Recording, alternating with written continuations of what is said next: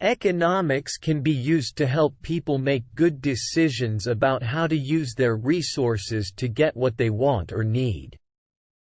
Basically divided into microeconomics and macroeconomics. Now in this video, let's have a brief about microeconomics. This is all about how individual people and businesses make choices about what to buy, what to sell, and how much to charge. One of the main concepts in microeconomics is supply and demand. When there's a lot of demand for something, like tickets to a popular concert, the price might go up because more people want to buy the tickets than there are tickets available.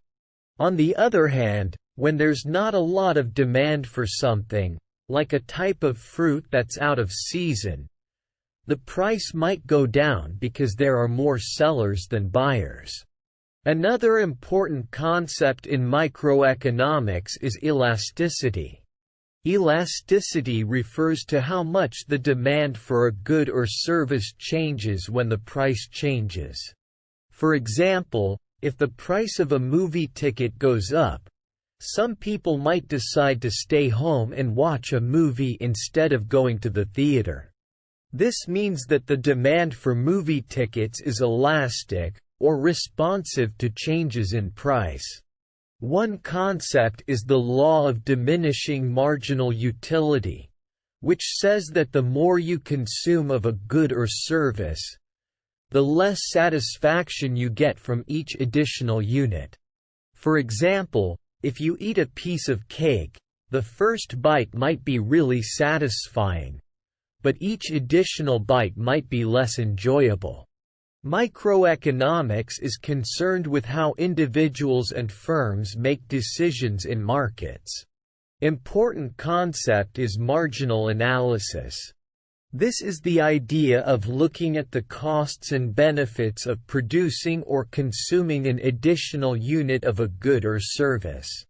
Microeconomics also looks at the different types of markets.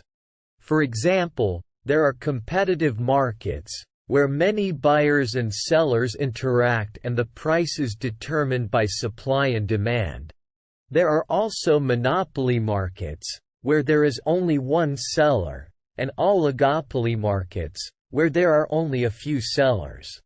Microeconomics also explores the concept of market failure. This occurs when the market does not allocate resources efficiently, either because there is a lack of competition, externalities, or public goods.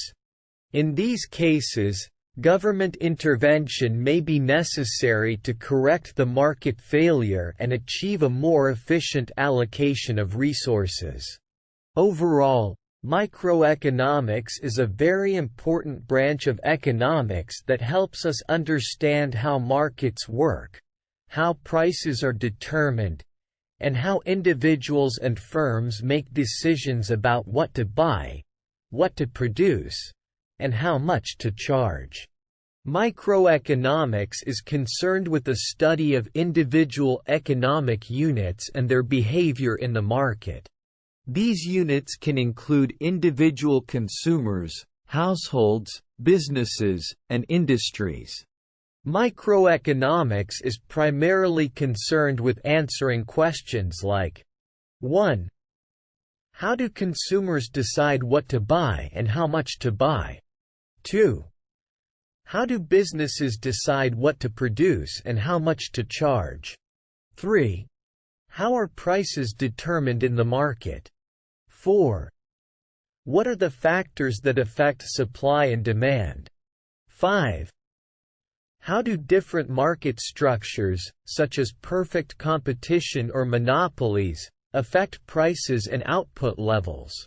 One of the most important concepts in microeconomics is the law of supply and demand. This states that as the price of a good or service increases, the quantity supplied by producers also increases, while the quantity demanded by consumers decreases. Conversely, as the price of a good or service decreases, the quantity supplied by producers also decreases, while the quantity demanded by consumers increases. Another important concept is the theory of consumer choice, which examines how consumers make decisions about what to buy and how much to buy. This theory suggests that consumers make rational choices by weighing the costs and benefits of each option, given their budget constraints. Microeconomics also explores the role of markets in allocating resources efficiently. When markets are functioning properly, they can allocate resources in a way that maximizes overall welfare or well-being. One of the main concepts in microeconomics is market equilibrium, which is the point where the quantity of a good or service supplied by producers is equal to the quantity demanded by consumers. This results in a stable price and no excess supply or demand. Another important concept is the theory of consumer choice, which explains how consumers make decisions about what to buy and how much to buy. This theory suggests that consumers are rational and make choices based on their preferences and budget constraints. Microeconomics also looks at the different types of markets, such as competitive markets, monopoly markets, and oligopoly markets. In competitive markets, there are many buyers and sellers, and prices are determined by supply and demand. In monopoly markets, there is only one seller, while in oligopoly markets, there are only a few sellers. The law of supply and demand is another important concept in microeconomics.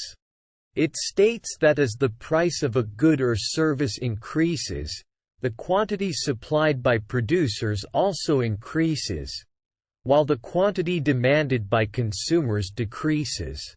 Conversely, as the price of a good or service decreases, the quantity supplied by producers also decreases, while the quantity demanded by consumers increases. Microeconomics also explores the role of markets in allocating resources efficiently. When markets are functioning properly, they can allocate resources in a way that maximizes overall welfare or well-being. However, in some cases, markets may fail to allocate resources efficiently.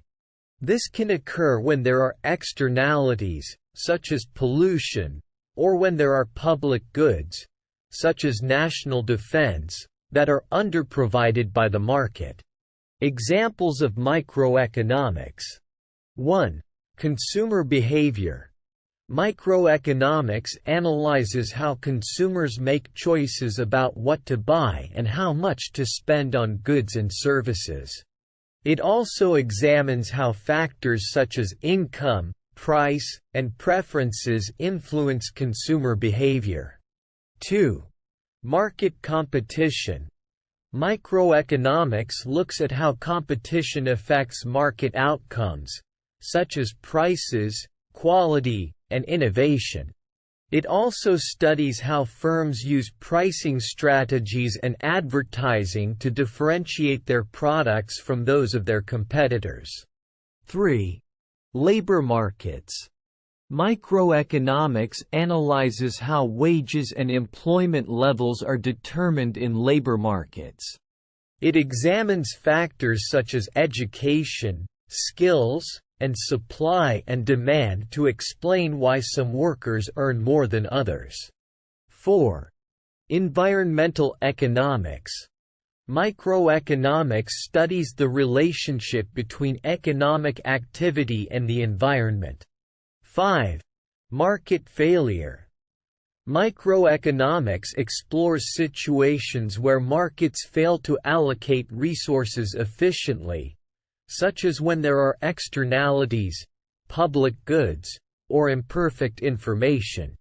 It also examines the role of government intervention in correcting market failures.